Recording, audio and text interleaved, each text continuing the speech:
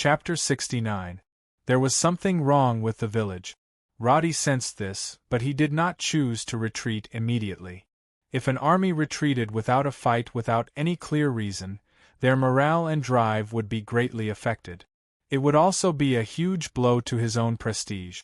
So, Roddy ordered Ruger to take his troops to the southeast side of the grassland where they could retreat at any time. Then, he and Sodeler would observe from another angle. If they confirmed that there was nothing wrong, they could order an attack at any time. If there was something wrong, they could order them to leave. Sodeler was left behind because his observation and deduction abilities were better than his. Roddy admitted this in his heart, so he made this decision without any hesitation. Turning his head, he saw Ruger and the scouts in the distance getting into formation and waiting to charge. Roddy raised his hand and motioned for Sodeler to follow him. As they approached the village, he carefully observed the front. If this is a trap, then the other party is already very patient. Roddy frowned and tried hard to find any clues. But when he did not find anything strange, he heard Sodeler suddenly pull the reins and say, There are signs of a large number of slaughtered animals in the barn. They killed a lot of livestock last night or this morning. Because of the angle, Roddy had not seen what the barn looked like in Sodeler's eyes. But out of his trust in this future army commander, he would not doubt Sodeler's words. But when he carefully pondered the information contained in these words, Roddy felt cold sweat instantly appear on his forehead. He suddenly pulled the reins. When the warhorse stopped moving forward, Roddy also saw the empty barn in the village. The scene and the blood and feces on the ground seemed to prove his judgment in his mind. Not good. It's the Wolf Riders! Roddy shouted. He immediately raised his hand and made a retreat gesture to Ruger and the others in the distance. Then, he turned his horse around and hurriedly said to Sodeler, Hurry! Hurry! The sound of horse hooves suddenly grew louder and louder on the grassland, appearing especially abrupt in the spacious grassland. Lugo and the others had long been trained by Roddy to obey orders. Although they did not understand why they had to retreat, they did not think of disobeying orders. The 28 horses immediately turned around and retreated in an orderly manner. As they were not aware of the danger and crisis, the speed of the scouts was not fast. However, when there was a muffled sound behind them, Lugo curiously looked back. The scene in front of him almost scared him to the point of falling off his horse. In a matter of seconds, the originally peaceful Cossack village suddenly tore apart its peaceful facade. Like a hornet's nest that had been poked, a large number of black figures instantly surged out. Damn it! It's the Wolf Riders! At least 50, no, 70. Quick, run. It was hard for Lugo to imagine how so many wolf cavalry soldiers could be hidden in such a small tent. The wolf cavalry soldiers in front of him shouted as they pounced forward. They were like crocodiles that had been lurking in the water for a long time. The moment their prey approached, they suddenly opened their bloody mouths. Lugo, Carter, and the others kicked their horses' bellies frantically. Although they were a step slower than Roddy and Sodeler, because of their position, they were the ones in the lead. Behind them, less than 400 meters away, more than 70 wolf riders had already rushed out of the village. And less than 200 meters away from the wolf riders, Roddy and Sodeler were running frantically. Although they had confirmed the danger a few seconds earlier and given an early warning, the two were extremely shocked at this moment. They did not expect the other party to send out so many wolf riders. Wargs were not like horses, cows, or sheep that could be raised at will. The cost of raising them was extremely high, and their bloodline also had to be pure. From a certain point of view, a qualified wolf rider was even more expensive than a human kingdom's light cavalry. Even a tribe like Rohal's Hammer's main fighting force was still the most common infantry, and a total of 500 wolf riders was already the limit. At this moment, more than 70 wolf riders, if added to the already killed Kosa and the team of more than 30 people, it was enough to become a decisive force in a 1,000-man orc tribe battle. Roddy did not understand. Who had the courage to gather more than 70 wolf riders to ambush him? As the war horses galloped, the wolf riders' advantage in short distance bursts was undoubtedly obvious. They actually caught up to Roddy and Soddler at an extremely fast speed. When Roddy turned back, his gaze was still calm. Because they had discovered the other party's plot in advance, the other party's ambush had lost its original effect. No matter how they chased, the wolf riders could not catch up to them in the 200 meters. But in the next moment, he found that he seemed to have looked at things too simply. In the distance, on the hillside of the Cossack village, the slender figure in a long robe waved the wooden staff full of bones in his hand a few times. A pale red light appeared on the body of the wolf riders who had just rushed out of the village. Then, Roddy and Soddler simultaneously heard the dull footsteps of the wolf riders suddenly quicken. Looking back, the originally frantically running orcs actually sped up again in an instant, rushing towards them with astonishing might. Area of effect bloodlust. It's definitely Sirota. F***CK. Roddy almost immediately understood who the fellow who ambushed him was, and his heart instantly turned cold. On second thought, he had to admit that among the orcs, only this cunning witch doctor could have such a strategy and courage. And being able to use this spell meant that the other party's advanced profession, witch doctor, had already surpassed level 5. Although the other party's overall level was probably around level 15 to level 20, with the existence of the witch doctor advanced profession, Roddy was destined to have no way of fighting the other party head-on. Moreover, there were more than 70 ferocious and terrifying wolf riders chasing behind them. Speed up. Just hold on for a minute. Roddy, who knew the witch doctor's skills like the back of his hand, naturally understood the duration of the area of effect bloodlust. This made him even more afraid to turn back and shoot an arrow. Because at this moment any small mistake could lead to the other party catching up to them. And once the net fell, there was no need to think about his and Soddler's fate. The bug of leveling up and recovering HP was simply not enough in front of more than 70 wolf riders. The wolf riders madly rushed forward, and the sound of their chasing footsteps was like muffled thunder that pressed on the nerves of all the scouts. Ruger and the others who were running in front were still fine, but the wolf riders gradually closed the distance between Soddler and Roddy. 100 meters. 900 meters. 80 meters. The suffocating feeling made the two bear an indescribable pressure. Roddy was completely focused in front of him, his body doing his best to match the rhythm of the warhorse under him as he ran. Beside him, Soddler's expression was also tense. The oncoming wind hurt their eyes. The moment the horse's hooves landed on the ground, the wolf riders behind them swarmed over them. The gap between the two parties had already closed to 20 meters. Although the two didn't turn back, they both heard the sound of the net spinning in the air. In Soddler's heart, this situation was tantamount to sitting and waiting for death. He wanted to do something, but he also knew that if he was distracted in the slightest, it would cause the warhorse's speed to drop. But if they continued to run like this, the enemy would definitely catch up. What should I do? Wait for death?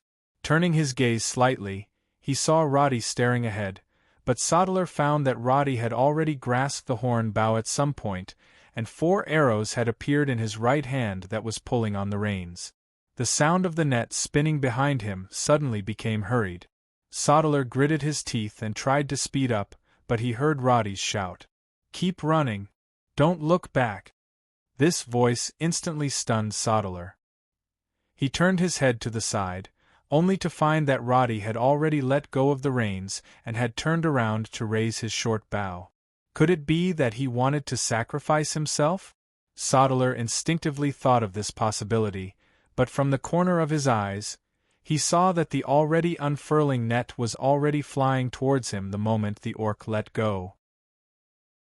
In this moment of life and death, everything in his field of vision seemed to appear in slow motion. Roddy, who had already raised his short bow, had already nocked an arrow, and turned his body to point at the wolf riders behind him. But at this moment, the way he shot the arrow was completely different from before. The arrow that was usually knocked on the left side of the bow was now knocked on the right side of the bow, and he no longer used his index, middle, and ring fingers to pull the bowstring in the Mediterranean style. Instead, he used his thumb to pull the bowstring in the Mongolian style. His short bow wasn't aimed at the orc, but straight up into the air. The giant net fell, and Sodalar could almost imagine the scene of Roddy being sucked into the net the next moment. But at this moment, he heard the strange sound of a bowstring, as if someone had fiercely whipped his ear. *Pa*. The moment the long arrow left the bow, it began to tilt, and in an extremely short time, it turned 90 degrees in the air, and actually crashed horizontally into the net. The huge net was blocked in the air, and it brushed past the butt of his warhorse and fell to the ground. With his head slightly tilted, Sodalar almost couldn't see what was happening in front of him. But in the next 2 seconds, Roddy shot out 3 arrows in a row. At this distance of about 20 meters, because Roddy had used the Mongolian style that he rarely used, he missed an arrow. But the much faster shooting speed made up for the advantage of accuracy. In less than 2 seconds, 2 of the wolf riders closest to him had been shot down, and the wolf riders falling to the ground directly caused the approaching troops to pull away a little. The wolf riders' spirit was completely thwarted by what happened in the past few seconds. But just as they were about to speed up again to catch up, the effect of bloodlust finally disappeared. The wolf riders seemed to have suddenly given up on the chase, and began to slow down. The reduction was so great that Sodalar even thought that they were scared off by Roddy's arrows. But only Roddy knew that the effect of area of bloodlust was to provide a 10% increase in attack and movement speed for 1 minute, but once the time was up, they would have to bear the side effect of a 10% decrease in movement speed. Only when the skill level was increased would the side effect of this witchcraft be reduced accordingly. Obviously, the skill level that Sirota was using now wasn't high, so Roddy and Sodalar were able to escape from the scythe of the Grim Reaper. Chapter 70. Thunder rumbled, and the gloomy rain clouds hung over their heads. The oppressive feeling made it difficult for people to breathe. It was morning, but the sky was as dark as dusk. The surroundings were muddy, and the sound of raindrops hitting the grass echoed in their ears. It was monotonous and dull. Lu Gu was trying hard to untie the dry cloth bag tied to the horse, but because he was tied with a dead knot, he felt even more annoyed. He reached out and wiped his face that was full of rain. He frowned and took a deep breath. Then, he suddenly pulled out his sword and cut the rope. This action seemed to vent the inexplicable annoyance in his heart. After slowly letting out a sigh of relief, he took out a piece of dried meat and chewed it. He slowly closed his eyes and tried to calm the chaotic emotions in his heart. It had been 4 hours since the incident in the morning. After the scout team escaped the range of the wolf riders, they were led by Roddy to find the horses and supplies. After moving around several times, they finally found a hidden place and built a simple camp. It was raining, and the soldiers were recovering their strength in the tent. After Roddy gave the order to rest and wait for further orders, he walked into the tent alone. Until now, he had not given any other orders. At this time, Lu Gu returned to his own tent and sat gloomily. After eating the dried meat, his hand began to unconsciously wipe his sword. To be honest, although what happened in the morning was a frustrating escape, there were no casualties and the results they had accumulated previously. At this time, the morale of the team was not too low. Lu Gu was still unhappy, but at this time, he really wanted to find the group of orcs and fight it out with them. Even if he died on the battlefield, he was willing. As a veteran who had experienced war, Lu Gu had many stories that he had never mentioned before. That was because it made him feel an indescribable fear and torment in his heart. After so many years, he thought that he would have forgotten those scenes. However, after today's escape, He realized that what he had been trying to forget flashed past his eyes. The chaotic sounds of horse hooves, the muffled sounds of the wolf riders running, and the flustered scouts.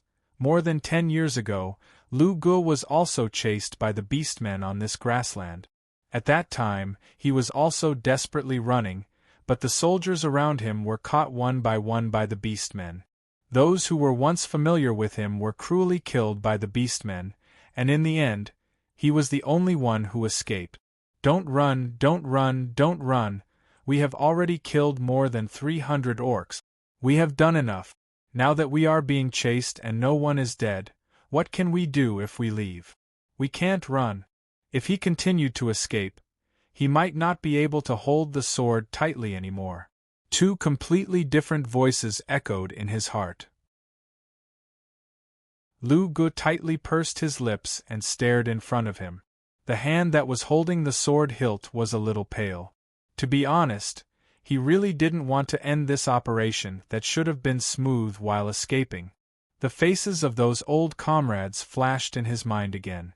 Lu Gu closed his eyes, took a deep breath, and suddenly got up. He braved the heavy rain and walked towards Roddy's tent, but after a few steps, he saw Sodeler and Carter, who were also standing in the rain. The three looked at each other and in the end, tacitly did not ask each other anything. Instead, they walked together towards Roddy's quiet tent. They thought they would see Roddy's anxious face waiting for a decision, but when they lifted the curtain of Roddy's tent, the scene in front of them stunned them. In front of them, Roddy was sitting cross-legged on the ground. In front of him was a piece of parchment with a map drawn on it. The light from his ring illuminated the rain-soaked parchment, but Roddy's eyes were not on it.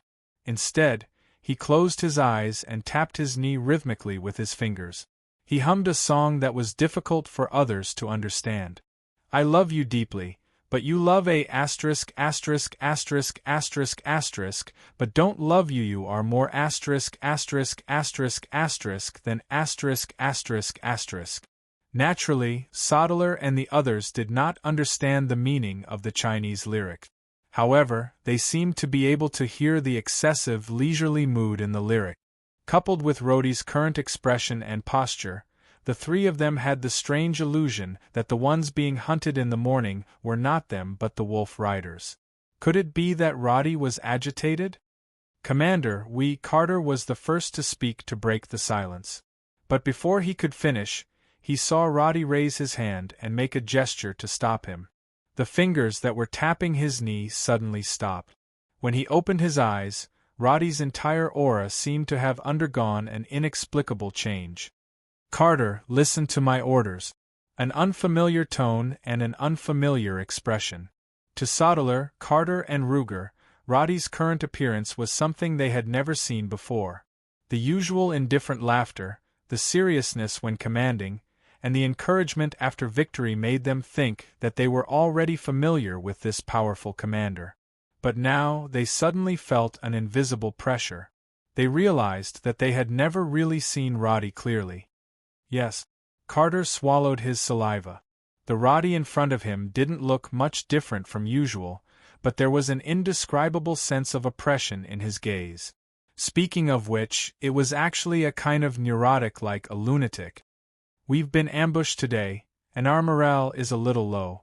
We can all see that, but this won't do. The soldiers cannot collapse. We've killed more than 300 people, but we can't be scared out of our wits just because we've been chased for a few kilometers. Do you understand? His words, which sounded like he was talking to himself, made the three a little nervous. This was an unfamiliar Roddy. His tone didn't have the usual indifference, but was filled with madness and confidence.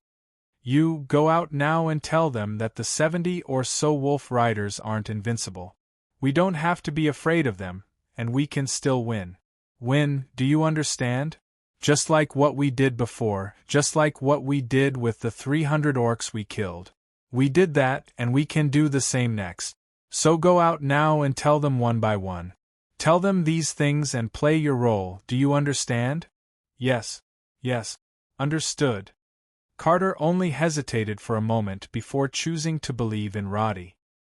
He turned around and left the tent, disappearing into the rain.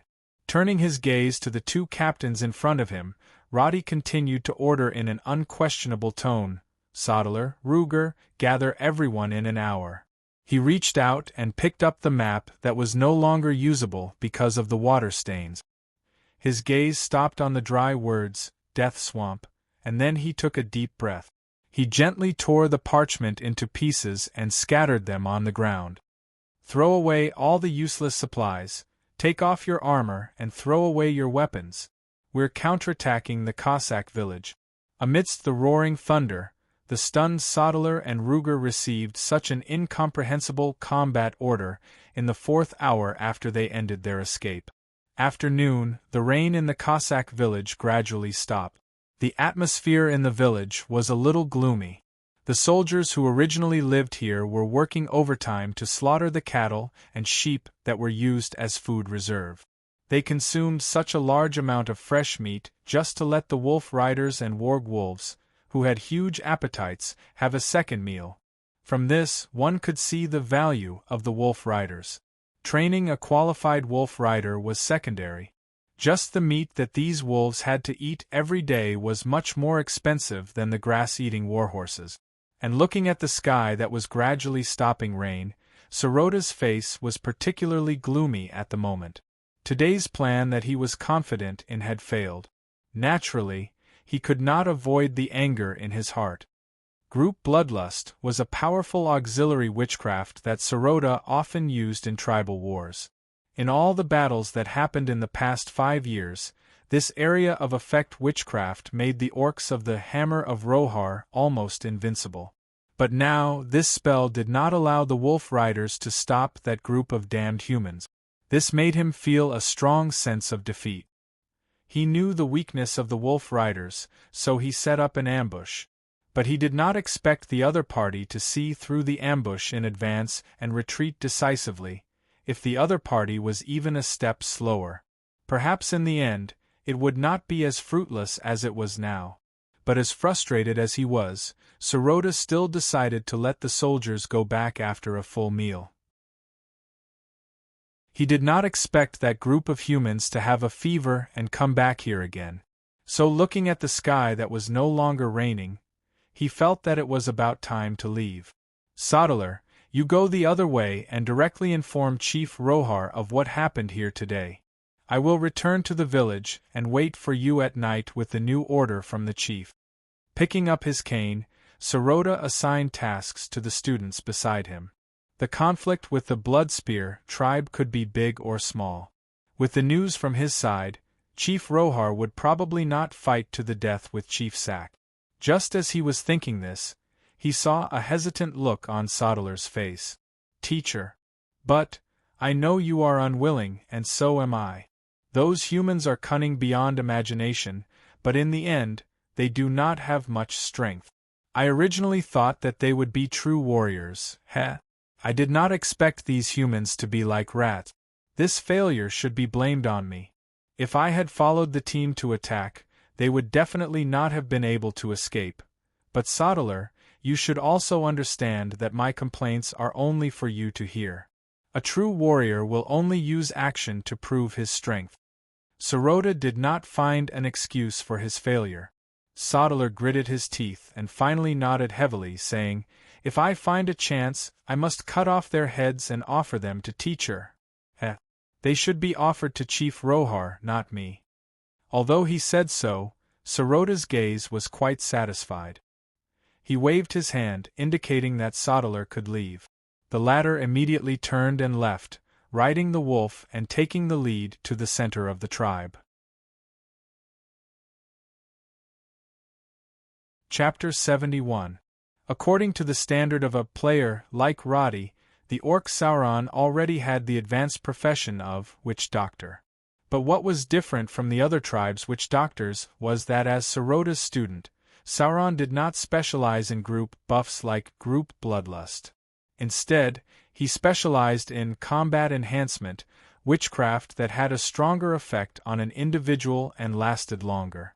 Under Soroda's guidance, Sauron had never neglected the training of his body and martial arts since he was young.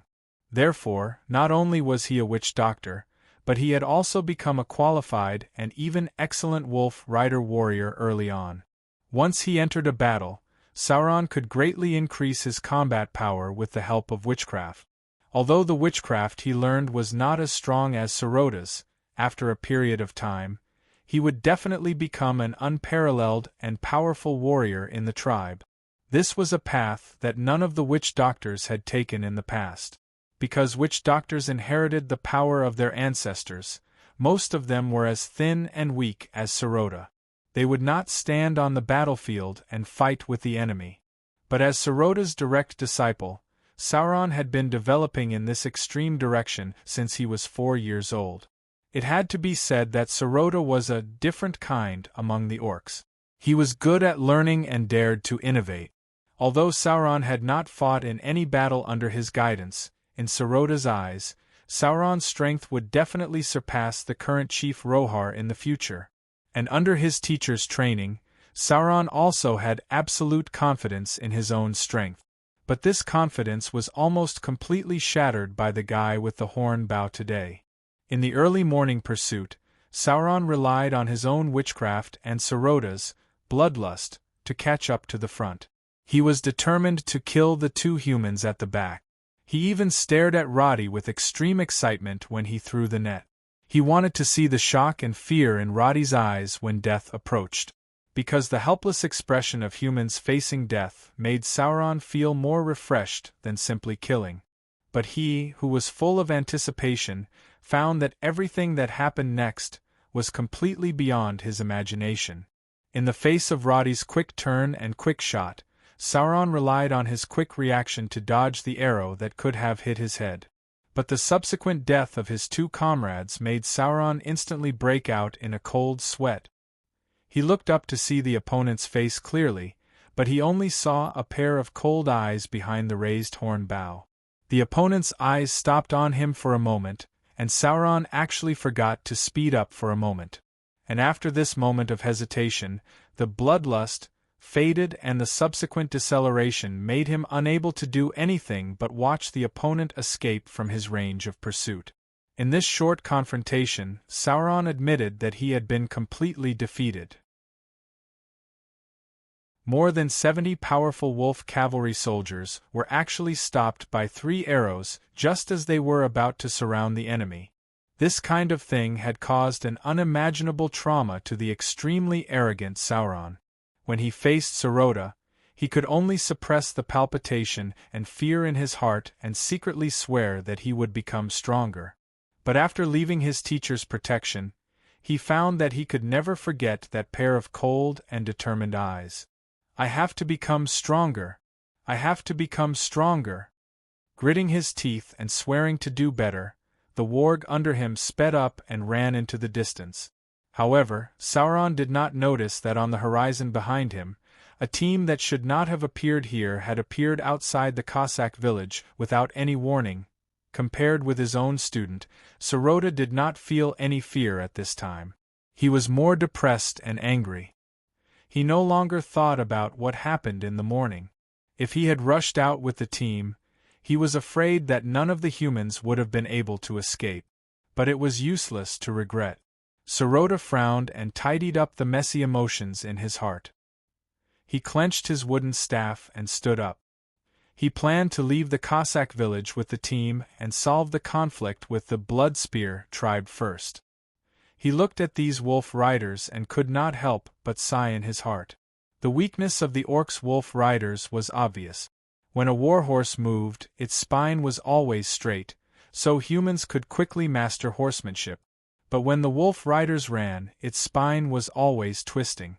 Although the specially trained wolf riders were much steadier, it was much more difficult to master horsemanship than to master horsemanship. After adapting to the twisting wolf riders, mounted archery could not be achieved at all. So, none of the wolf riders in the tribe would carry bows and arrows. The appearance of cast net was completely to make up for their lack of long-range attack ability. If they wanted to have an advantage against the human riders, they could only rely on more advanced witchcraft. Thinking of this, he saw that his subordinates were ready to leave. He waved his wooden staff, and the bone ornaments made a messy clashing sound. A servant on the side led his wolf rider. After turning over and riding on it, he gently pulled the reins and was about to give the order for everyone to set off, and it was also at this moment that there seemed to be some unfamiliar voices in the breeze that swept past his ears. Some orcs with keen hearing immediately turned to look into the distance. When they saw clearly what the shadow that appeared on the grassland was, they actually opened their mouths and were completely stunned for a moment. After a full 3 seconds, the warning voice echoed loudly in the Cossack village, "Human! It's the human riders!" This news almost made the entire wolf rider troop fall silent. Many orcs even looked at each other and didn't know what to say to express their feelings.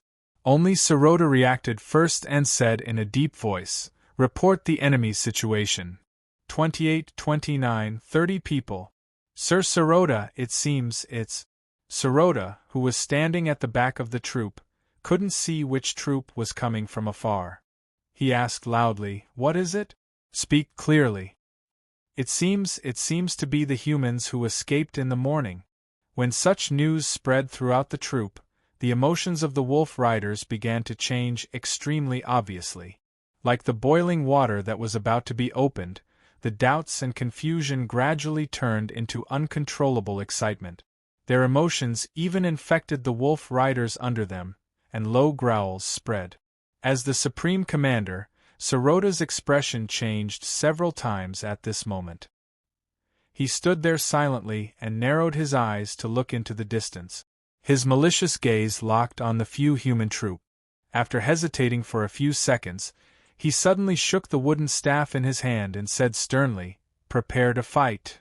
Roar! The orcs never responded with yes or understood. Instead, they used the most primitive roar to express their obedience.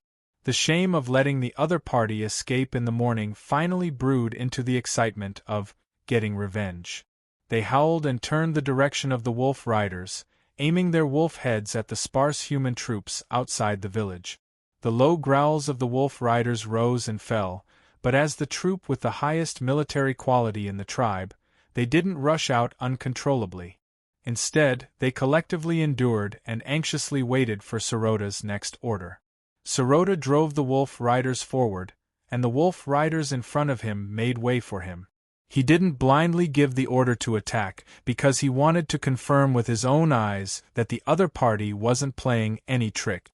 But when he really saw the scouts that were approaching outside the village, he couldn't help but feel puzzled.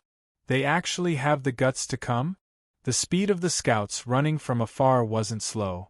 But when they were within a kilometer and the two sides could clearly see each other, the team suddenly began to slow down in an extremely awkward manner.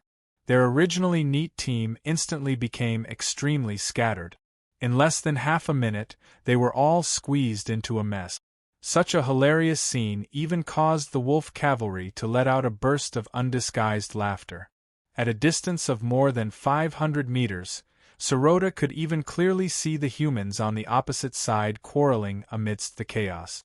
Then, they hurriedly turned their horses around and began to retreat in an extremely clumsy manner.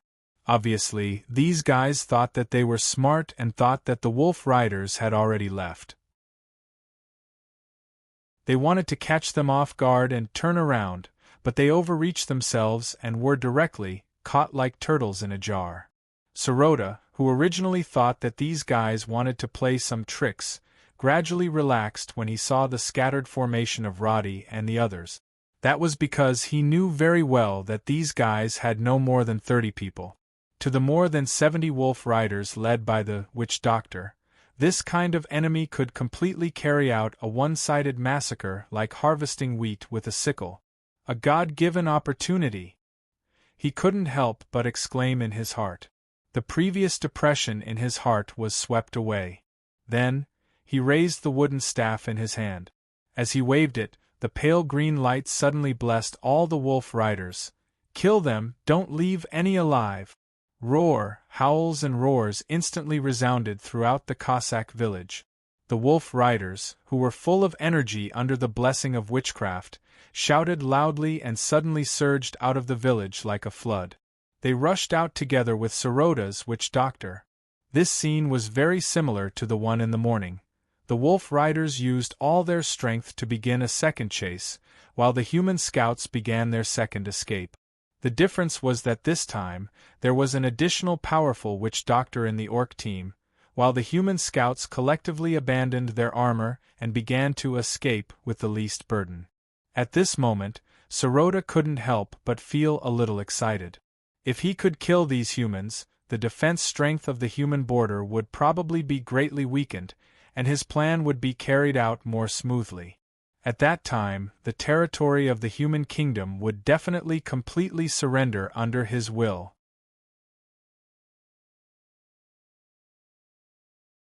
Chapter 72. From a distance, the scouts a few hundred meters away seemed to be in a complete mess. But only when they got closer could they see the calm expressions of the soldiers. The voices around the team were not words like "go faster" or "run faster," but "slow down on Carter's side, turn around one more time, Ruger, take the men a few more steps," and other such calm and steady orders. Everything was a disguise.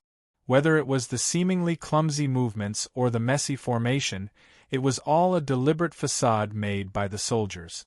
When the wolf riders rushed out of the Cossack village, several people in the team opened their mouths as if they were arguing about something. But in fact, they did not make any sound except for their intense movements. At this time, when the two teams began to chase again, Roddy finally breathed a sigh of relief and said softly, "Okay, they've taken the bait. Everything goes according to the original plan." His calm words seemed to have some kind of strange power, imperceptibly calming the emotions of the scouts. This kind of firm and powerful confidence, at this moment, was like the backbone of the entire team, supporting all the soldiers to continue fighting. The seemingly panicked team immediately began to change direction and began to gallop nimbly. Now, almost everyone in this team set out with the attitude of cutting off all means of retreat. They only brought short bows and quiver, and even abandoned their weapons and armor on the grassland. So when all the horses took the thorn-leaf grass again and began to gallop, the whole team appeared to be extremely agile and fast. When the wolf riders in the back surrounded them in a mess, all the scouts had already completed their acceleration and began to run at full speed. When the sprinting wolf riders were 200 meters behind the team, Roddy looked back and had already clearly seen the figure holding a wooden staff. He immediately confirmed that the other party was indeed the famous witch Dr. Soroda in the future. But when he understood this, he did not feel too nervous. Instead, he was abnormally calm. He had never been in such a state since his rebirth. The player Roddy from a long time ago had always had a vengeful character. When Ruger poked his chest 3 times and was beaten up, it showed that he was definitely not someone who would submit to adversity. So, when Soroda ambushed him and almost killed him and Sodeler, the vengeful mentality in his heart spread out instinctively, mixing with the hatred for the orcs, causing him to fall into the current state.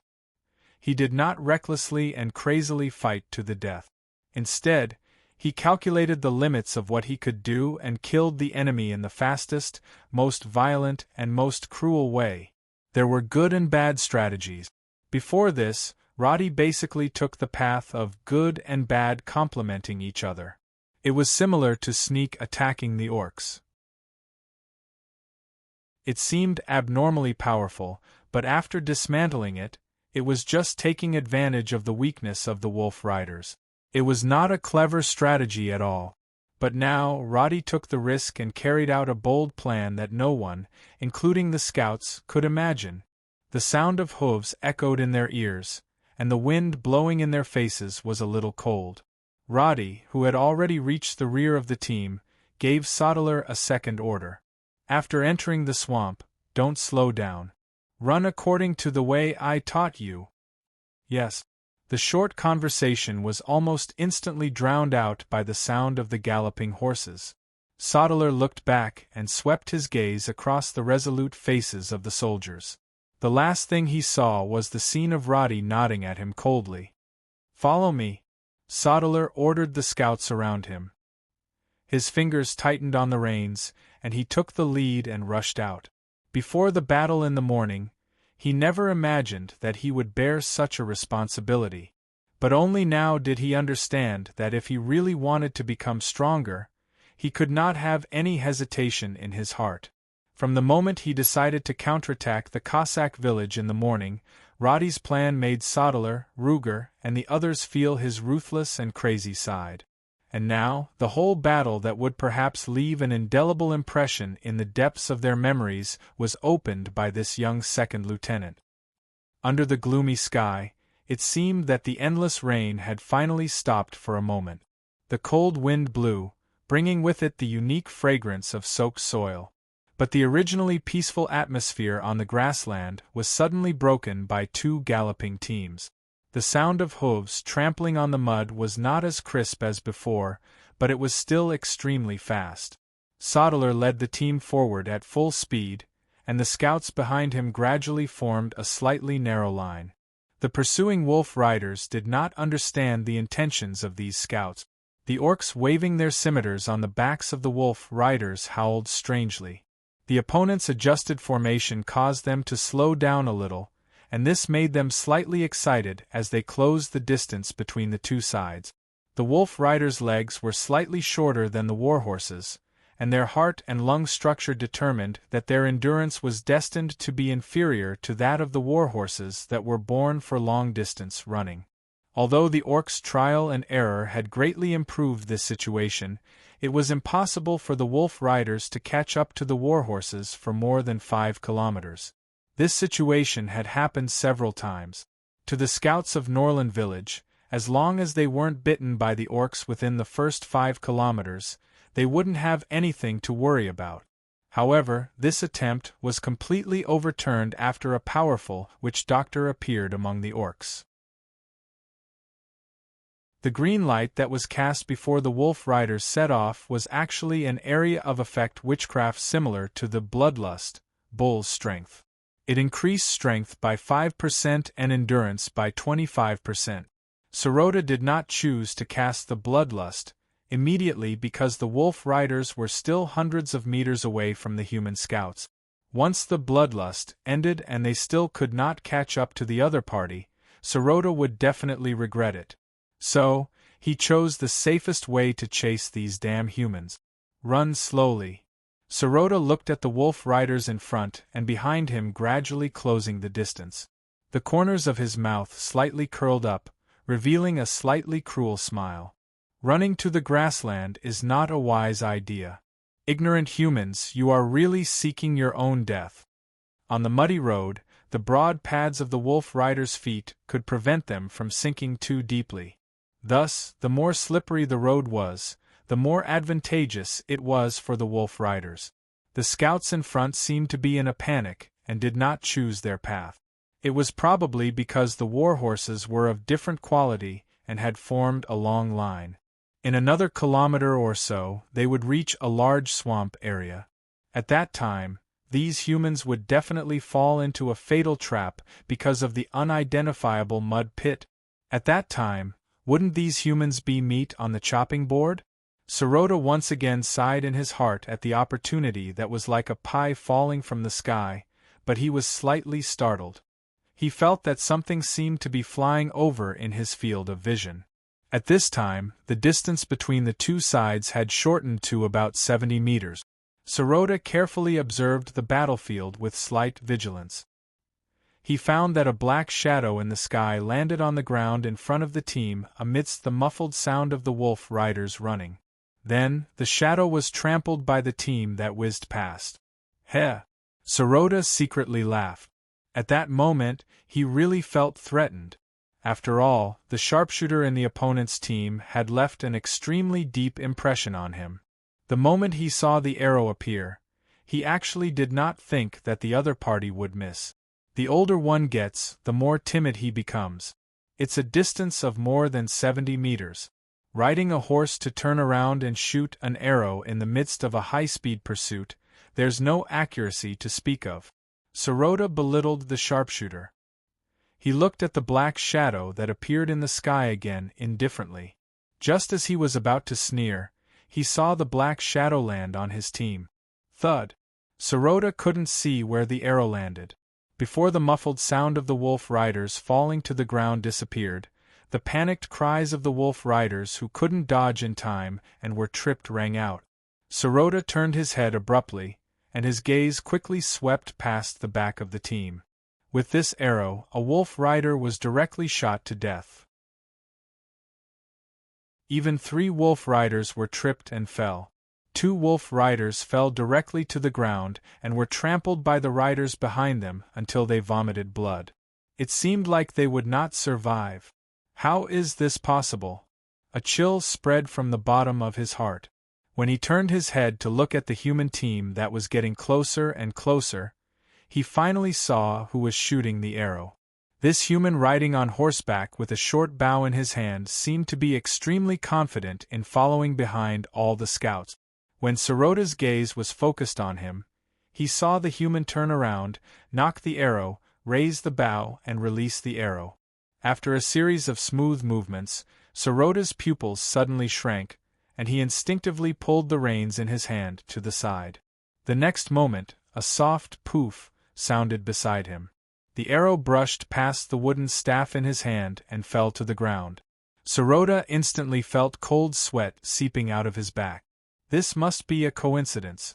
This must be a coincidence. His heart couldn't accept such a fact at all.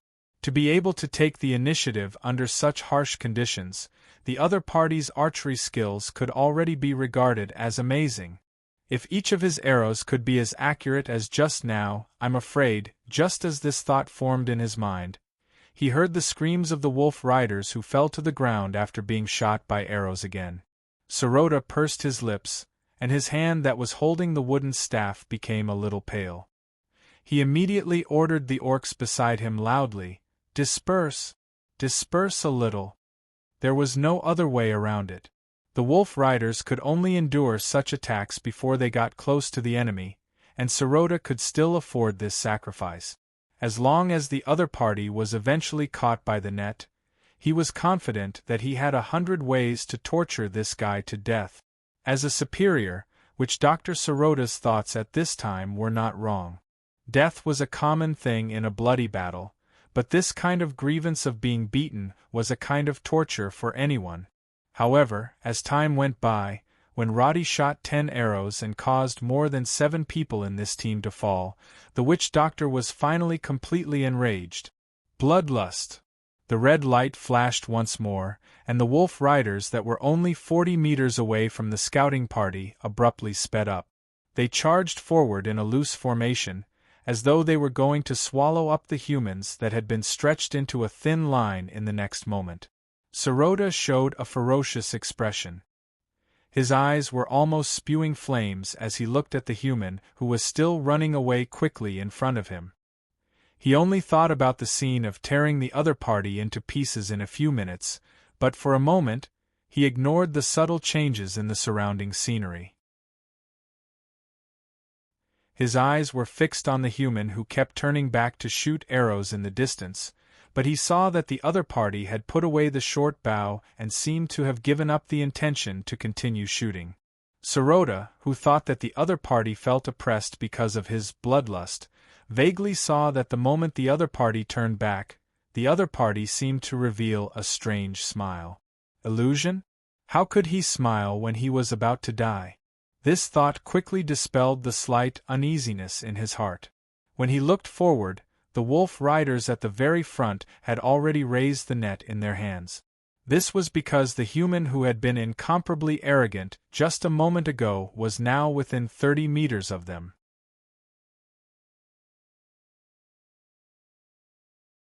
Chapter 73.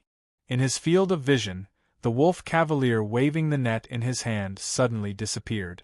Sirota's expression was extremely stunned at this moment. He even suspected that he was hallucinating. Because the team had spread out at this time, the distance between each other was more than 4 to 5 meters. Therefore, the gap after the orc suddenly disappeared was particularly obvious. Where did he go? Sirota felt that he seemed to have encountered several incredible things in succession today. He couldn't help but be in a daze. While he was thinking, another wolf cavalier suddenly fell to the ground not far from him. There were no arrows or attacks. After looking carefully, Sirota's mouth twitched as he discovered that this tribal warrior had actually fallen into the half-meter-deep puddle because his wolf had missed a step. Puddle? A light suddenly flashed across his mind. He suddenly raised his head and immediately understood the reason. His team had actually been led into the swamp area by those humans unknowingly. The swamp area was somewhat different from the grassland. The most important thing was that there were various traps that were difficult to detect here. After the continuous heavy rain, there were ash pits of different depths here. Some were only more than 10 centimeters deep, some were more than 1 meter or even several meters deep. There were even ponds that were more than 10 meters deep. For the orcs, such an area was extremely dangerous, because in the process of running at high speed, no one could react to how deep the seemingly small puddle in front of them was. If they couldn't avoid it and stepped in, if they were lucky, they might be able to walk through it. If they were unlucky, it would be the situation that the orcs encountered just now. After understanding this, Sirota immediately understood the cunning intentions of these humans. Gather the team. Follow them. Looking at the skillful posture of those humans shuttling through these puddles in a long line, Sirota immediately made the only suitable response, even though he didn't understand how they accurately found a path that could allow them to travel together quickly. However, unavoidable things still happened. Because the team had scattered too far before, when the Wolf Cavalier team tried to regroup and finally carried out Sirota's order, more than 15 people had fallen into the puddle in various positions and were completely separated from the team. Originally, they should have directly caught up with and killed the opponent, but now there were unexpected complications. Sirota was a little anxious because he knew that the effect of bloodlust only had about 20 seconds left, but the team's current speed was slightly slowed down due to the crowding. What made Sirota even more unbearable was that the human holding the short bow in front seemed to have noticed their weakness of not being able to counterattack. He actually turned around and shot an arrow directly through the chest of the orc charging at the forefront. The wolf cavalier who couldn't dodge in time of the huge force of the horn bow fell backward. As he fell to the ground, he was directly trampled into meat paste by the wolf that followed closely behind. In order to avoid him, several wolf cavaliers simultaneously deviated from this route and fell into unidentifiable puddles on the side. It was a mess. It was a complete mess. I can't catch up, I can't scatter, and I can't hit him. Sirota was angry at first, but then he felt a chill for no reason. He realized that he seemed to have been tricked by the opponent from the beginning to the end. It was just a chase, and more than 20 wolf cavaliers had been reduced by more than 70 people. Moreover, the human who brought up the rear was still shooting arrows non-stop. It was almost as if each arrow was fatal. In such a situation, because he didn't have any long-range attack skills, Sirota only felt a sincere sense of powerlessness. However, something even more unexpected happened later. Just as the team was getting closer, the human team in front of them suddenly started to turn left. Because the team was long and narrow, the orcs who were chasing after them immediately noticed their intentions. All of them got ready to turn left. But just as they leaned sideways and prepared to let the wolf turn left, the guy at the rear of the scout team suddenly separated from the team alone and suddenly ran in the opposite direction to the right. This situation caught the orcs off guard. When Sirota saw this, he immediately understood that the other party was deliberately creating a multiple-choice question to make him hesitate. While he secretly cursed the other party for being cunning, he didn't hesitate and immediately made a decision. Those who rush over don't look back. Those behind follow me. Kill the guy who shot the arrow. While there were still about 10 seconds left for the bloodlust spell, Sirota didn't believe that his troops couldn't do anything to these guys who didn't even bring their weapons. His prestige and dominance were undoubtedly evident at this moment. The wolf cavaliers immediately executed his orders. The more than 40 wolf cavaliers in front continued to chase the human scouts, while Sirota and the remaining 8 orcs followed behind Roddy. It was as if a rushing stream of water was suddenly divided into two. One was the 29 scouts and more than 40 wolf cavaliers, and the other was Roddy, Sirota, and the 8 orcs behind him. "It's about to start," Sodeler, who was charging at the front, turned his head and whispered. He saw Roddy's figure gradually disappear into the mist that rose from the depths of the swamp. His mind was thinking about the knowledge that Roddy had just taught him in the morning and the route that he wanted him to memorize. He knew very well that how to deal with the more than 40 wolf cavaliers behind him was almost entirely up to him. The sound of the warhorses panting from running for a long time echoed in the surroundings. The soldiers' faces were tense. Although they understood that this was a plan made in advance, the anxiety in their hearts was unavoidable. "Keep up. Don't fall behind." Sodeler's reminder made them look forward seriously. Speaking of which, most of the soldiers didn't have anything else in front of them except for the constantly swaying back and forth of their teammates in front of them.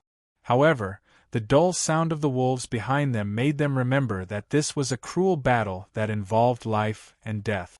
At this moment, no one dared to look around. The entire team seemed to have gathered as one and rapidly passed through the pitfalls of the swamp. Sodeler, who was in the lead, constantly adjusted his direction. He looked at the pools in front of him that didn't have any discernible pattern. His mind desperately recalled what Roddy said in the morning, and he loudly issued orders. "Turn left, then turn right." The 29 scouts stared at the back of their companions in front of them.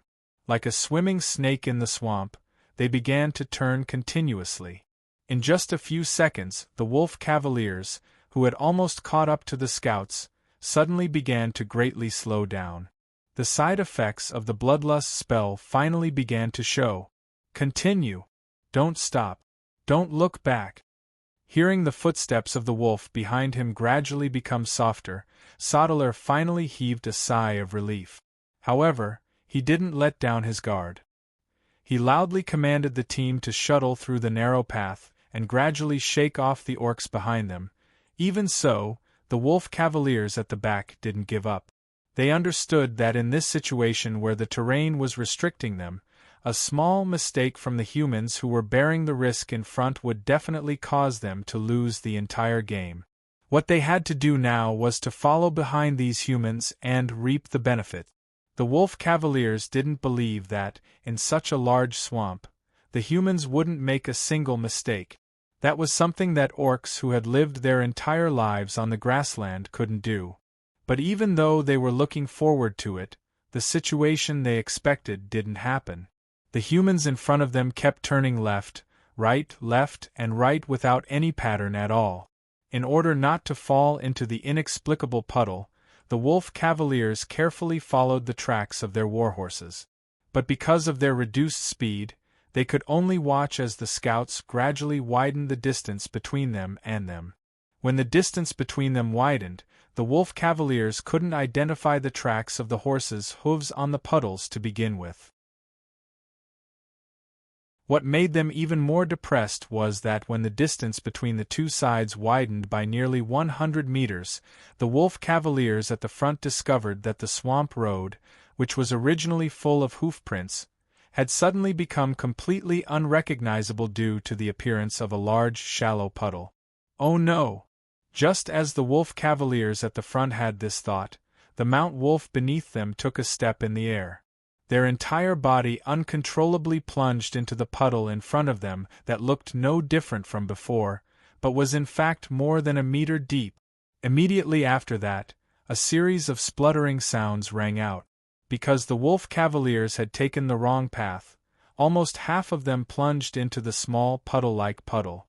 The wolf cavaliers who tried to dodge tried to slow down, but they still inevitably entered the swamp where they didn't know the way out. Their mount wolf's claws inevitably sank into the mud.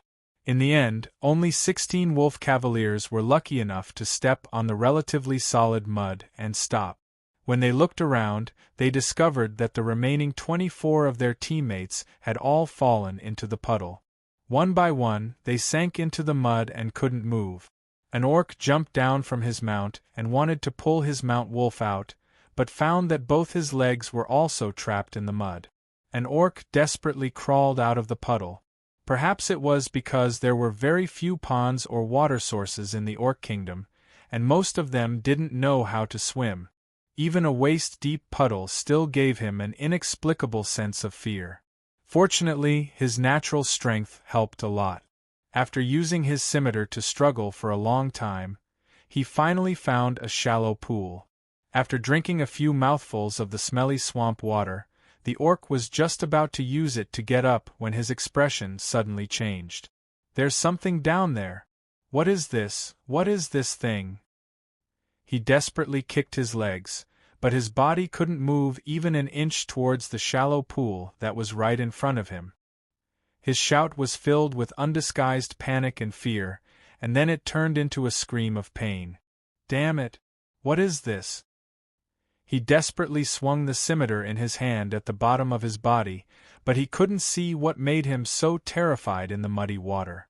Just as an orc next to him got out of the mud and crawled over to him to pull him over, the struggling orc suddenly cried out in pain, and then his whole body was dragged into the water without any warning. Bubbles appeared, and the orc next to him froze in place. His outstretched hand hung in the air, but he could no longer find the figure of his companion. "What the hell is going on?" Not far away, an orc whose legs were stuck in the mud wanted to say something, but his body suddenly trembled, and then he fell into the shallow pool in fear, screaming as he was dragged down. The 6 orcs standing there were dumbfounded. They tried to help, but they found that one by one, their comrades were dragged into the water by the unknown monster in the water. Even the mount wolves that couldn't escape in time were not spared. In less than a minute, more than 20 orcs who were struggling in the pool disappeared without a trace, leaving only 16 orcs standing where they were, looking around in vain. They were so scared that they didn't even dare to move. What should we do?" One of the orcs stared stiffly at the bloodless swamp around him. The fear in his heart had reached an extreme, and even his legs were trembling slightly. "Go back the way we came. Let's go back the way we came."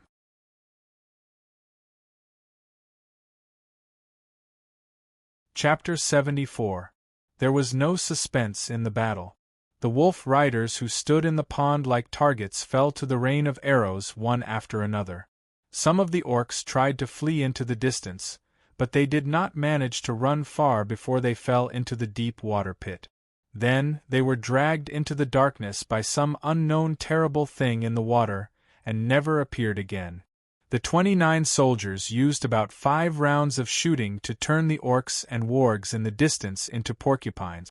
But when there were no more orcs alive on the battlefield, none of the soldiers dared to go up to check the corpses. Because after personally witnessing the scene of the orcs being swallowed by the underwater monster, the excitement of defeating the 40 wolf riders was far less than the fear in their hearts. Including Sodeler, what the scouts did the most at the moment was wipe their sweat. Not only their foreheads, but even their backs were gradually drenched in cold sweat. Their legs were also trembling uncontrollably. "Carter, gather the horses. Don't wander around. We'll wait here for Roddy to come back." Sodeler took a few deep breaths to calm his tone. Carter, who was beside him, came back to his senses and hurriedly called a few scouts to gather the horses. At this moment, they looked at the pond and puddle not far away, their hearts filled with an indescribable fear. They wanted to hide as far away as possible. Clearly, before this, they had no idea that there would be such a terrifying monster in the puddle. "We won just like that. I mean, this kind of result is really..." Ruger, who was beside Sodeler, looked at everything in front of him. Beside Sodeler, Lugu looked at everything in front of him with complicated emotions. He couldn't tell if he was excited or something else. Originally, The thoughts that filled his mind were revenge and slaughter. His archery skills were not bad, and he had also shot through the heads of 3 beastmen. He had killed and slaughtered, but at this moment, he didn't feel too excited. After a while, he sighed and said, "If you told me this yesterday, I wouldn't have believed it even if you beat me to death." His body was a little tired, but it was more of a psychological weakness after surviving a disaster. Ruger squatted down and tried to calm his body, which had been affected by adrenaline. He looked at the battlefield in front of him and muttered to himself, 40 orcs and wolf riders. In the end, we didn't even get to touch them before we died. Not a single one was left, just like what Roddy said. Lugu felt a little tired from squatting, so he sat down on the wet grass and took a few deep breaths. "To be honest, I really admire you, Sodalar." Sodalar was looking into the distance in a daze. When he heard this, he squatted down beside Ruger and asked absent-mindedly, "What's there to admire about me? In the morning, Roddy brought you along this path less than 3 times, right? But now, he could actually memorize it without a single mistake. He didn't say anything at the time, so we thought that the swamp was just to slow down the beastmen. I was just thinking that, if you had taken a wrong step, we would have ended up like those orcs." Rouge slowly exhaled. When Roddy said that they were going to attack the Cossack village in the morning, he didn't need to agree at all, but Roddy's plan convinced him. But a plan was a plan. As a veteran who had experienced the cruelty of war, he never thought about it. This seemingly simple strategy had actually dealt with an almost undefeatable enemy in such a straightforward and efficient manner. "Roddy, he's very powerful." Rouge didn't mean to flatter him, but he sighed from the bottom of his heart. "He deliberately didn't tell us what was in there, so we can still stand here alive, right? If I knew what was in there in advance, I really wouldn't have been able to stay so calm." "No, you guessed wrong." Sodalar shook his head and rubbed his face hard with his hands. In a barely audible voice, he said, "Actually, I know." Rouge raised his eyebrows.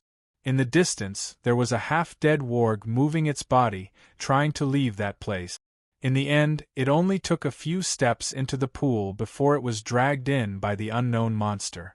There were still some tumbling waves and some bubbles, and then there was no more movement. Sodalar looked at this scene expressionlessly and said in a low voice, "I knew what was in the water. Actually, I always knew what was in the water." Rouge's mouth opened slightly, a look of shock on his face. "It was Roddy who told me. He also told me the consequences of taking a wrong step." As if saying these words could release the pressure that had been accumulating in his heart, Sodalar let out a deep breath. "When we were running with you, I was actually more nervous than any of you. I've never been so nervous in my life. I understand. If I took a wrong step, it could have been all of us who died." Rouge was speechless. For a moment, he didn't even know what to say. "Roddy didn't tell you because he understood that you just needed to follow. This wasn't difficult to do. Anyone could easily do it if he emphasized it 3 or 4 times, but if he told you the truth, it would be easy for problems to arise." Sodalar closed his eyes, as if trying to escape from a nightmare. "All the pressure was actually on me." He knew very well what this meant, but he still did it. "Roddy, he was training me." Sodalar rubbed his eyebrows. After his tense nerves slowly relaxed, he spoke weakly. "I came to Norland Village to find him to learn. How could he kill the orcs so easily? I thought that if he could do it, I could definitely do it. But now, I'm starting to understand where the gap between us is." Although it was just a casual chat, Rouge knew very well that Sodalar's gains from this battle were probably more than what he had gained from being a first lieutenant and second lieutenant for a few years. Thinking of this, he was actually a little curious. He asked, "What is it?" "A strong heart." Sodalar pointed at his chest. "Only with a strong heart can we deal with these things calmly. In the past, many of us rushed forward together in battle, and when something happened, we pushed the blame to each other. and those who survived could always find a reason to absolve themselves. If we succeeded, all the credit would go to us.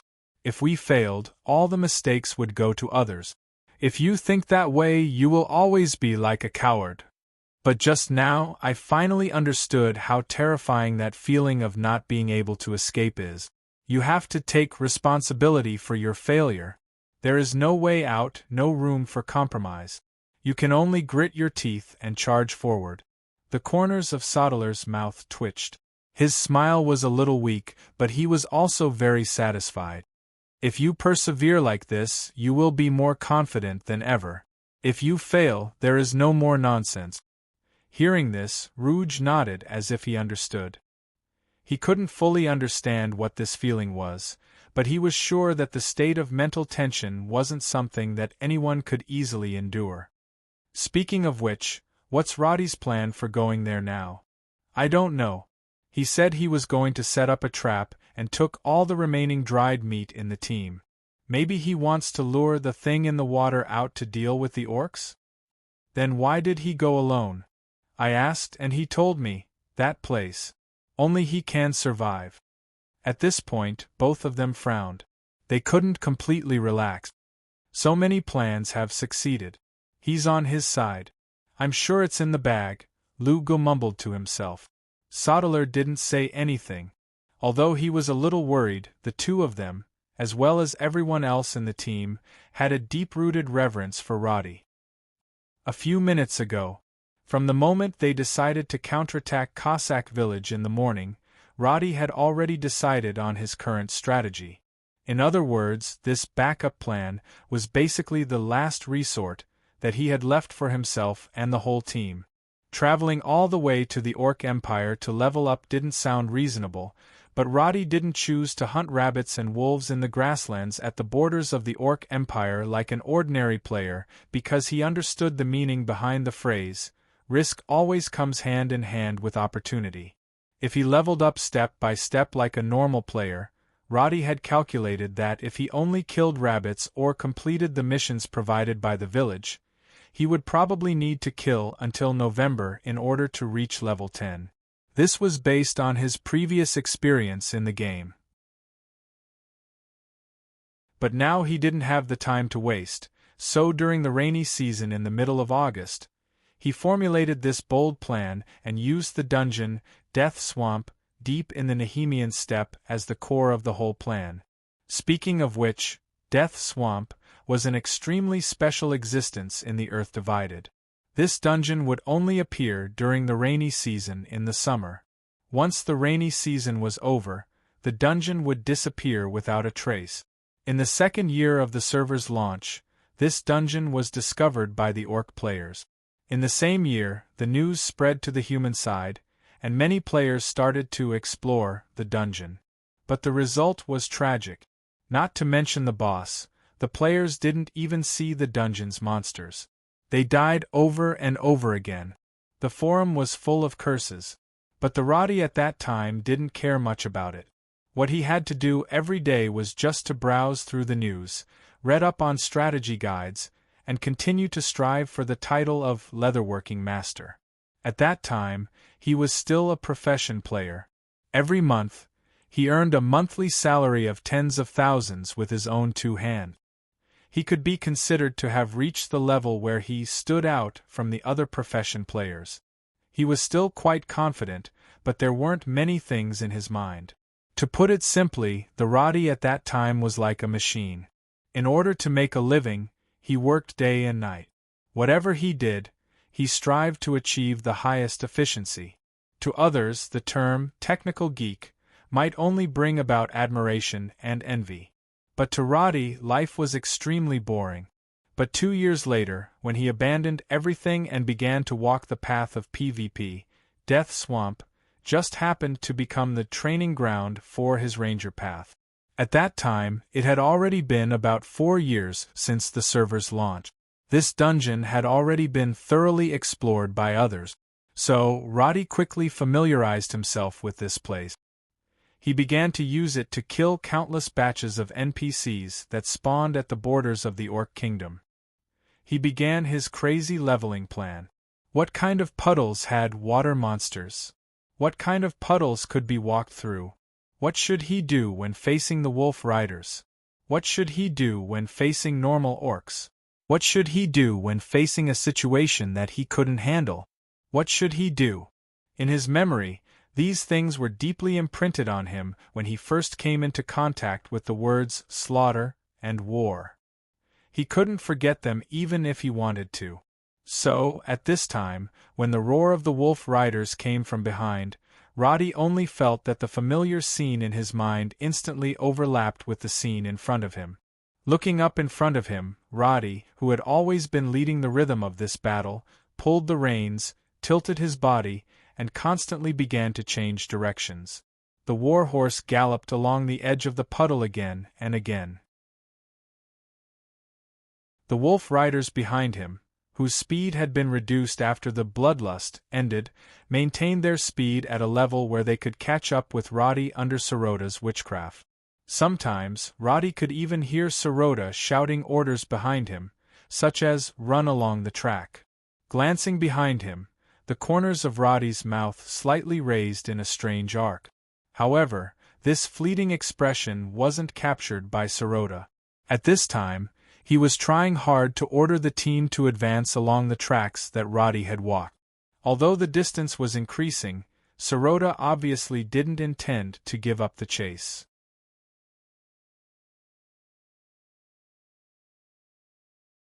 Chapter 75. No one was more familiar with the grassland than the orcs who lived here. As a noble and knowledgeable witch doctor in the tribe, Soroda naturally knew about the swamp that would only appear during the rainy season. There were many puddles and traps here. It was not suitable for grazing at all, so the herdsmen would never come here. From this, Soroda was even more certain about one thing: even the nomadic orcs were unwilling to approach this place. How could this human in front of him be familiar with it as if it was his own home? Seeing that Roddy, who was circling left and right in front of him, was still unable to shake him off, Soroda couldn't help but feel relieved. After the side effect of the bloodlust spell disappeared, he released another enhancement spell. The speed of the Mount Wolf was maintained at the level of sprinting. Because Roddy dodged left and right, and the Mount Wolf had an advantage over the warhorse in such a crooked path, the distance between the entire team and Roddy began to shrink again. This made Soroda a little excited. However, just as they saw the hope of killing Roddy, the terrain in front of them suddenly changed. This swamp was originally flat. There were a few grassy slopes occasionally, and the height difference was not more than 3 to 5 meters. However, when Soroda followed Roddy and rushed straight over a long slope, a huge gap suddenly appeared in his eyes. The basin. In the mist that appeared out of nowhere, they could vaguely see that the land in front of them formed a circle at the end of their field of vision. The originally flat land was sunken in the middle. The area was not big, but the difference was extremely obvious. Soroda casually looked around and estimated that the diameter of the edge should be 5 to 6 kilometers. It was not that such a terrain did not exist in the grassland, but it was really strange to appear in the Death Swamp. In front of them, Roddy was rushing straight toward the center of the basin. Soroda led the team to chase after him frantically. When they looked at the back of the team in front, they noticed that there was actually a large pond in the center of the basin. In the pale white mist, the entire basin was like a huge eye, and the pond was like a soulless pupil, looking at all the strangers who trespassed here in the thick mist. The dark clouds after the rain were still gloomy. The dark clouds after the rain had yet to disperse, and the sky was gloomy. The mist in the center of the basin became thicker because of the condensation of water vapor. The more they rushed forward, the lower the visibility became. Soroda frowned and looked around. He was a little vigilant of this strange environment. Just as he slowed down a little, a sharp arrow suddenly passed through the middle of the team. The sound of the wind was chilling, but it made Soroda even more annoyed. At this moment, he lowered his body with a ferocious expression and reached out to touch the medicine pouch on the side of the wolf. At the same time, he shouted, "Rush forward, Instantly, the team exerted their strength again and rushed forward. Soroda's Mount Wolf had a medicine pouch filled with various medicinal herbs. At this moment, he directly grabbed a handful of blue herbs and stuffed them into his mouth. Because of the limited conditions, the orcs did not have alchemists or alchemy laboratories, so the witch doctors who knew how to identify herbs could only use the most primitive way to use them. At this moment, the tranquil soul grass that Soroda ate was the main ingredient of the alchemist's mana recovery potion. Although the effect was not as good as the large bottle of potion that had been purified, the mana recovery potion effect was visible. Obviously, by doing this, he was prepared to go all out. At this moment, the 10 Mount Wolves no longer cared about whether there were traps or swamps under their feet. Because of the basin, the road was already considered dry compared to before. Therefore, the team of wolf riders immediately spread out slightly and rushed forward with all their strength to the indistinct figure in the mist in front. I haven't been here for a long time. Roddy, who was riding at the front, took a deep breath. The smell of the thick fog reminded him of the haze that he used to live in the imperial capital. Ah, this is the smell. Calling out the character attribute pain, his gaze swept over the health points. The corners of Roddy's mouth pulled into a meaningful smile. He turned his body to the side and made the warhorse gallop towards the side of the pond. In his field of vision, the air no longer had the smell of grass after the rain. Instead, because of the presence of the thin fog, it seemed a little stuffy. He could vaguely smell a fishy stench, and as the warhorse galloped, the smell became stronger. Turning around, Roddy picked up a lump of something from the side of the saddle. He weighed it in his hands and suddenly threw it out when the warhorse galloped past the side of the pond. This was all the dried meat left in the team. With the acceleration brought by the warhorse's high-speed galloping, the instant it fell into the pond, it splashed 2 to 3 meters high. The movement it brought was not small. The pond under the thick fog had an area of 2 to 3 square kilometers. The calm water surface was like a mirror, but at this moment it was completely shattered by this large lump of dried meat. Go! Roddy didn't stop at all and rushed past. The footsteps of Soroda and the others behind him were approaching, but he glanced at the swaying water and muttered something silently. 7, 6, 5, 4, 3. There wasn't much nervousness in his words. Instead, there was a hint of nostalgia. It was as if he had just thrown a bomb. The warhorse began to slow down in 5 to 6 seconds and ran more than 60 meters. Just as Roddy counted to 1, Soroda and the others were about to pass by the place where Roddy threw the minced meat. The visibility in the thick fog was only 100 meters. Soroda saw Roddy's action just now, and he also had some doubts. It wasn't difficult for him to understand that this seemed to be a trick to lure animals in the water. However, after thinking about it, Soroda really didn't know what kind of powerful creature could live in the pond on the grassland. Soroda had basically seen all the beasts on the grassland in his life, but what could be in this pond that only appeared during the rainy season? Could it be a fish that ate people? As long as I don't fall into the water, there won't be any accidents at all. As he thought so, the wooden staff in his hand was also ready. After all, he was a smart witch doctor who had experienced many battles. In order to avoid any possible situations, Soroda deliberately slowed down a little and fell behind the team. After that, the team sprinted to the place where Roddy had thrown the piece of meat. Perhaps because they were too far away, the orcs couldn't hear the human on horseback who had just finished the countdown, but they heard this guy stop in place and shout loudly in the Sabine language with his hand in the shape of a trumpet. "Come out, Dragon God!" Dragon God? What's that? Soroda's mind was momentarily stunned, but in the next moment, he saw a bizarre scene that he had never heard of in his life. The wooden staff in his hand was still raised in midair, and the scenery in front of him was still normal. At the end of his field of vision in the thick fog, the human who had just shouted the strange words stopped and looked at him from afar. However, in the next moment, before he could react, he found that the pond beside him had exploded. The still rippling pond was instantly torn apart by a huge black shadow.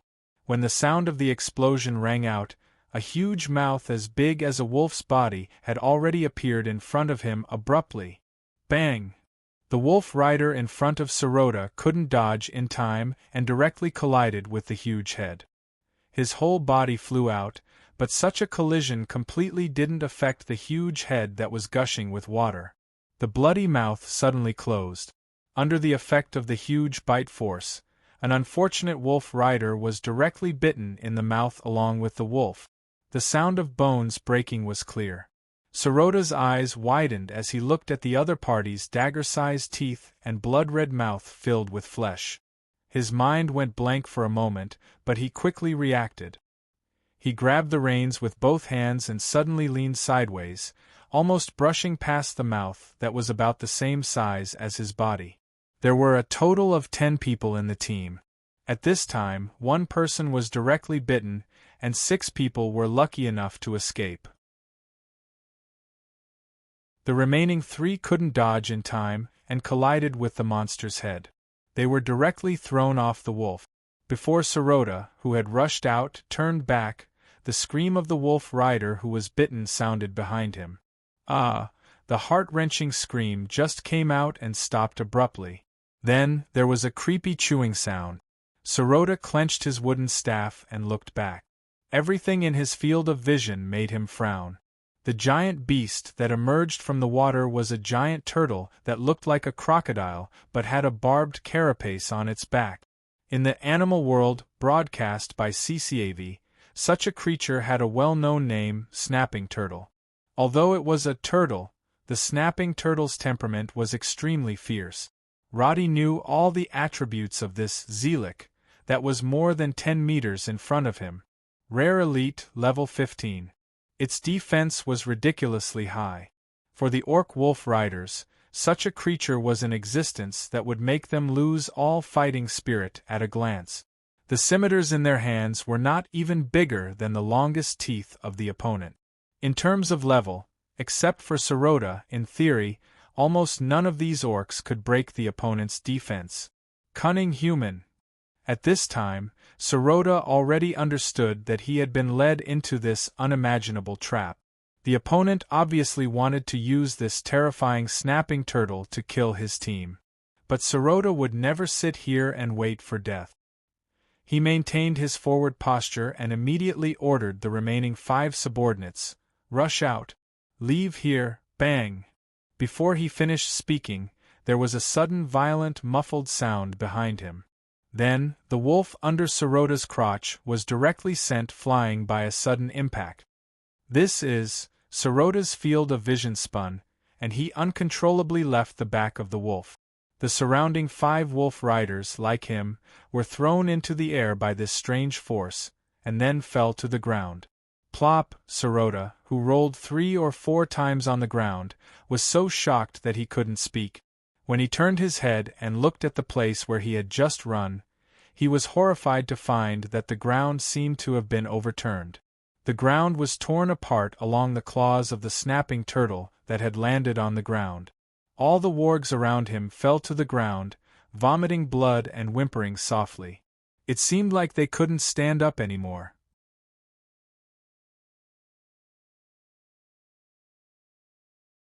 Chapter 76. The snapping turtle's huge mouth directly bit the orc in half. Half of the corpse was thrown out, and the other half was directly swallowed into its stomach. On the ground at the side lay the warg that had died due to the violent impact. Blood flowed from the wolf's mouth, and its body was twisted beyond recognition like a fried dough twist. "Damn it!" Sirota cursed as he climbed up, but he wasn't injured much. The 5 orcs next to him were in a similar situation because the warg absorbed most of the impact. They stood up shakily, picked up their scimitars, and protected Sirota's side at the first instant. The courage and loyalty of these orcs were absolutely commendable. Even in the face of such a terrifying creature, they didn't choose to escape immediately. However, Sirota didn't have time to sigh about this. He glanced around and found that the human scout was actually standing 70 to 80 meters away, leisurely leaning on the warhorse and looking at them. Sirota narrowed his eyes, and his expression gradually became ferocious. He was originally the hunter, but the situation was reversed in an instant, and he became the prey. This made his heart feel a trace of coldness, but what followed was monstrous anger. That hateful human seemed to be toying with them in the palm of his hand. Such a thing was a complete insult to Sirota. At this time, the team was entangled by the snapping turtle, but there was no way to immediately find trouble with the human. Sirota turned his head to take a look and immediately determined that this snapping turtle wasn't as powerful as it seemed on the surface. So, almost instantly, he gave an order to the orcs next to him. Kas. Protect me by my side, and be careful of the human's arrows at all times. Kas, take your people and retreat. Try to attack, but stay away from its head. After a series of orders, Sirota took off an exquisite bone necklace and held it in his hand. After chanting a strange incantation, the necklace turned into dust with a poof. As he waved his wooden staff, witchcraft descended. A pale yellow life chain appeared on the bodies of Sirota and all the orcs, and then disappeared. 2 orcs raised their scimitars and protected him by his side. Because Sirota was thin and weak, there was no possibility of him being ambushed by arrows under the cover of the 2 strong wolf riders. Among the orcs that were sent flying, 2 who were not seriously injured climbed up and joined the team. At this point, the 5 orcs in front had formed a line of defense against the snapping turtle, and they slowly retreated under Sirota's command. In less than 5 seconds, Sirota had forcibly stabilized his footing in this disadvantageous situation. And this was only the beginning of his entire strategy. The ornamental-like bones on the wooden staff were removed one by one. The curses belonging to the ancient sorcery of the orcs were released one after another. Flesh slow and armor erosion caused the crazily crawling alligator snapping turtle to instantly slow down. The alligator snapping turtle that was originally terrifying opened its mouth wide, but because it could not keep up with the pace of the orcs retreating, it could not attack anyone. Its body seemed to be filled with lead as it slowly crawled there. The orc immediately took advantage of the situation and rushed to the side of the snapping turtle, trying hard to slash at the turtle's shell and thick thighs where its head could not reach. However, such an attack did not have much effect. After a series of crackling sounds, the scimitar was directly blown away. It did not even leave a visible dent on the opponent's turtle shell. Pah! At the same time, the orc standing beside Sirota suddenly waved his sword and directly cut a long arrow that came from a distance to the ground. Because the distance was too far, the trajectory of Roddy's arrows was easily discovered, so the orcs directly dodged or blocked the consecutive arrows. Seeing this situation, he simply gave up on the attack, but he did not go far. Instead, he stood in the thick fog, watching the scene of the alligator snapping turtle confronting the orcs as if he was watching a show. Because of his deterrence, the 2 orcs protecting Sirota did not dare to participate in the battle against the alligator snapping turtle. In front of Sirota, the clumsy body of the alligator snapping turtle twisted wildly. Finally, with its powerful explosive force, it knocked away an orc that could not dodge in time. However, because of the existence of the life chain, the orc that flew out 7 to 8 meters only spat out a mouthful of blood and stood up again. The surrounding orcs only looked slightly worse, but they still maintained their combat power. Damn human! A situation where no one could kill the other was not what Sirota wanted to see. He did not want to waste time with this guy that came out of the water. His gaze swept across the distance. Sirota gritted his teeth and reached into his wide robe to take out a puppet made of purple grass. When this seemingly ridiculous purple puppet appeared in Sirota's hand, the 2 orcs that had been protecting him immediately revealed expressions of awe and even fear. In the eyes of most orcs, The power of a witch doctor was not only to make the enemy extremely weak or to make their own warriors extremely brave. What was truly terrifying was that they could use the witchcraft puppet to control the enemy's body, and even turn the other party into a walking corpse that could be manipulated by others. According to the classification of ranks, Sarota, who had advanced to level 10 as a witch doctor, could already use a powerful witchcraft like the puppet hold spell. However, although a level 10 witch doctor could use the puppet hold spell, he needed to use a sufficiently powerful voodoo tool to ensure the success rate. Therefore, the puppet in Sarota's hand was a powerful monster that had been passed down for nearly 100 years by the Rohal's Hammer tribe and had been left behind by 4 or 5 witch doctors. He raised the puppet and aimed it at the alligator snapping turtle in front of him. The wooden staff in his hand suddenly shook, and after a buzz sound, the purple light that instantly spread out in front of the witch doctor immediately enveloped the alligator snapping turtle. Then, the alligator snapping turtle that had been extremely arrogant just now seemed to be suddenly wrapped by some kind of power and was suddenly fixed on the spot. Chop off its head. Sarota's voice was calm and ruthless.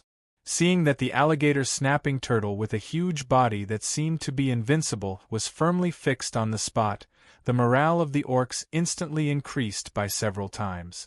They roared and rushed to the front of this guy's head. As their machetes danced, they instantly chopped open bloody wounds on the alligator snapping turtle's head. Although the alligator snapping turtle had thick scales, it did not mean that the eyes and the nape of the neck were equally hard. The orcs were very good at slaughtering animals. Therefore, even though the alligator snapping turtle in front of them was shockingly large, they instinctively found its weak point. The machetes fiercely stabbed into the alligator snapping turtle's eyes. As blood splattered, the subsequent ferocious slashes almost all landed on the alligator snapping turtle's soft and scaleless neck. Puff! Blood suddenly spurted out from the back of the neck. The alligator snapping turtle opened its mouth in pain and wanted to shake, but it was controlled by the powerful witchcraft and could not move at all. The muffled sounds of metal blades and bones colliding could be heard incessantly. In less than half a minute, the badly mutilated alligator snapping turtle's head was completely chopped into pieces by this group of brute force orcs. In order to maintain this powerful witchcraft, fine beads of sweat appeared on Sarota's forehead. However, this decisive, puppet-fix body spell instantly turned the entire battle around from a disadvantageous position. It turns out that they are already so awesome at this time. They really have a great plan. Standing in the thick fog 100 meters away, Roddy was still talking to himself. Life chain, armor erosion, strength amplification, puppet-fix body spell. Truly powerful. This was not flattery, but Roddy's heartfelt sigh. The opponent's level was high and his psychological quality was strong. When suddenly attacked, he still remained calm and decisively took the most correct response. He even did not forget to guard against possible sneak attacks from his side. In just a minute, he completely turned the situation around. It was really not a coincidence that such a terrifying person would become the chief of Rohar's Hammer in the future. As if feeling a little tired, Roddy squatted on the ground, pulled a blade of grass, and put it in his mouth. He looked at the alligator snapping turtle called Zelik, first glanced at the opponent's HP display, then looked at his own and muttered, "It's about time." Then, he raised his hand and chopped at the warhorse beside him with a curved sword. In the distance, Sarota did not notice what Roddy was doing. They relied on an extremely violent round of attacks to directly chop off the alligator snapping turtle's head. After all, the powerful voodoo fix body spell was of a much higher level than the alligator snapping turtle. The whole battle almost ended immediately, and Sarota immediately gave a new order: retreat. Leave the water's edge. Stay around me and don't run around. That human may be lulling our vigilance. Spread out and rush over. Be careful of his arrows. Obviously, Sirota was determined to kill Roddy. In his heart, although there were all kinds of accidents in today's pursuit, as long as they could eventually destroy the opponent's team, then any losses could be endured. Thinking of the team chasing the other side, Sirota felt that the Wolf Riders should have finished the battle. Those humans only knew how to sneak attack and escape. No matter how he thought about it, it was impossible for them to win against his elite warriors. When everything is settled, I can continue my plan. With such a plan, Sirota's confidence recovered a little, so his steps became more powerful. He held the purple puppet in his hand and squinted his eyes to look into the distance. Then he was amused by the scene dozens of meters away. The human who was still arrogant just now did not seem to expect that they could easily kill the alligator snapping turtle. At this time, he was actually trying to ride on the horse and escape in a panic. But just as he got on, the horse swayed for some reason and fell to the ground with a plop, dead.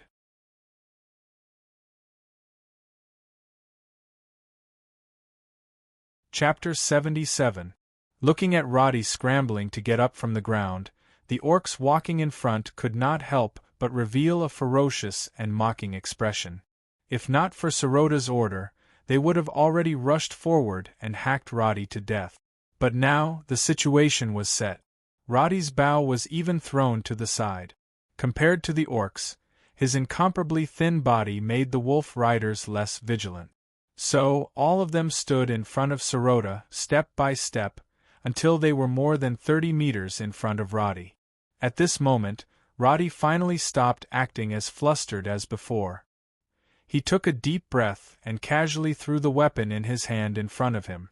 After thrusting the scimitar into the ground, he coughed lightly twice and smiled at the people in front of him. "Long time no see, Witch-Doctor Sirota." When Roddy spoke the Sabine language with perfect pronunciation, time seemed to stop at this moment. The eyes of the 6 orcs standing in front of Sirota widened. At first, they didn't react. After 2 or 3 seconds, they hesitantly stopped moving. Their brains weren't fast. Only now did they realize what it meant for a human to speak the Sabine language. But what shocked them even more was yet to come. "Chief Rohar is definitely going to start a war with Bloodspear, right?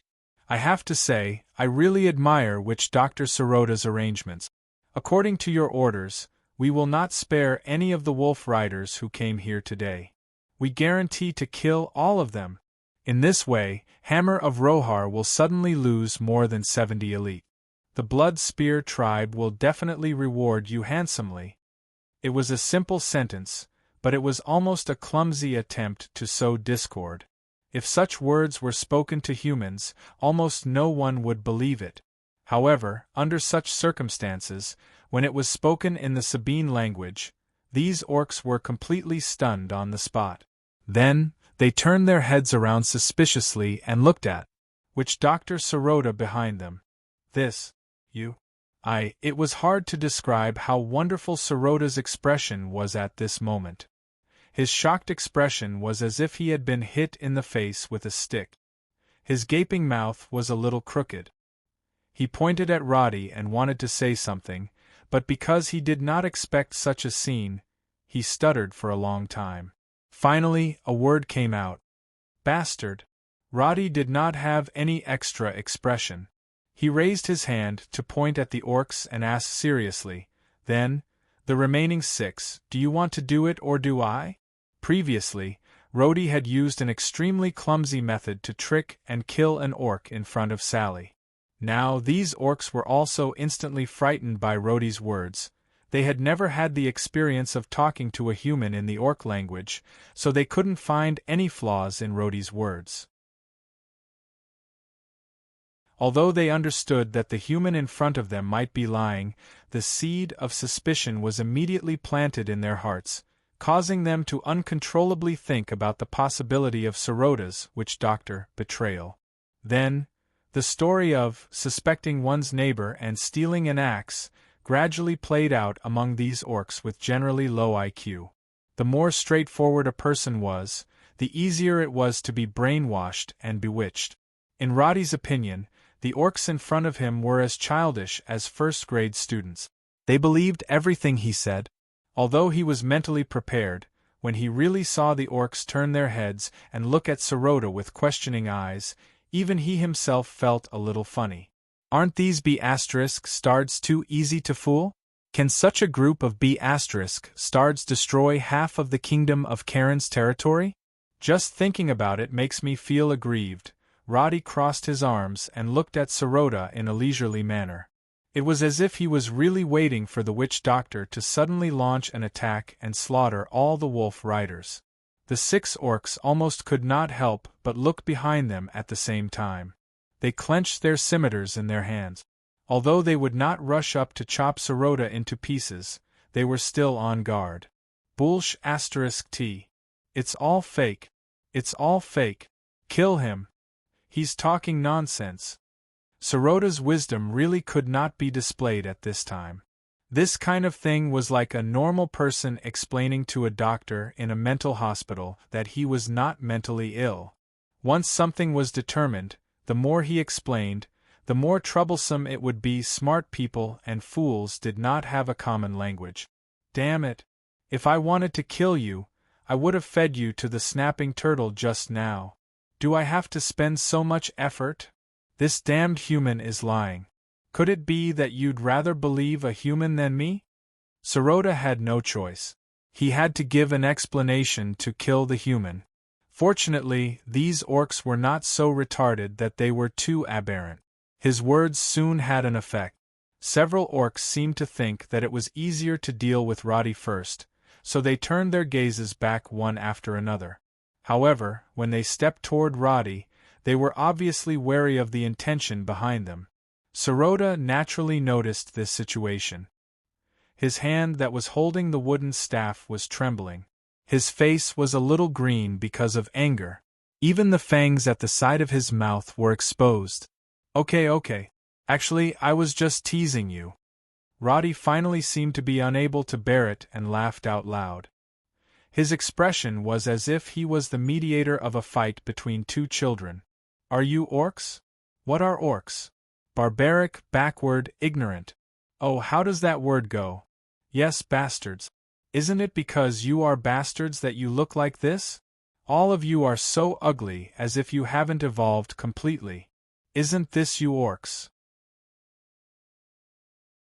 If these words were said in human language, the orcs probably wouldn't even be interested in it because insults that they couldn't understand were no different from noise. However, when this kind of mockery was said in the Sabine language, the effect was extraordinarily useful for the simple-minded orcs. You only know how to fight and fight all day long. There is no reason for you to snatch things. You even think that you are very brave. You ride a wolf and howl back and forth like a dog. Aren't you F***king annoyed? So what if you throw a few nets? If you have this ability, you won't starve to death even if you go fishing. Look at you. You have so much land in your own territory. You won't starve to death no matter what you plant. Yet, all of you are retarded and don't know how to learn. F***ck. If all of you were as F***king smart as Sirota, the kingdom of Karen would have been destroyed by all of you 30 years ago. At first, it was a scolding. Then, it was mixed with some inexplicable indignation.